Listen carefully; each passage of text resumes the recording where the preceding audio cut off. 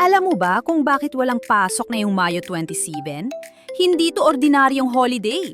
Ipinagdiriwang ngayon ng buong bansa ang Eid al-Adha, ang pista ng sakripisyo. Pero bakit holiday ito para sa lahat ng Pilipino, kahit karamihan sa atin ay Kristiyano? Dahil sa Republic Act 9849, regular holiday na ito sa buong Pilipinas mula pa noong 2009. Pero ano nga ba ang dahilan? Ito ang kwento ni Propeta Ibrahim, si Abraham sa Biblia.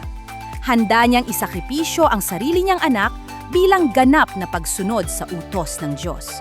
Pero sa huling sandali, pinalitan ito ng Diyos ng isang tupa, tanda ng pananampalataya at awa. Kaya tuwing Eid al-Adha, may kurban, paghahandog ng halal na hayop tulad ng kambing o baka. At ito ang maganda, hinahati sa tatlo ang karne, para sa pamilya, sa kapitbahay, at sa mga mahihirap. Tapos din na yon ang Hajj, ang banal na paglalakbay sa Mecca, isa sa 5 haligi ng Islam. Kaya pag may nakasalubong kang Muslim na yon, sabihin mo, Eid Mubarak, maligayang kapistahan. Kaya hindi lang to araw ng walang pasok, araw to ng pananampalataya at pagbabahagi. Ikaw, alam mo na ba ang tunay na kahulugan ng Eid al-Adha?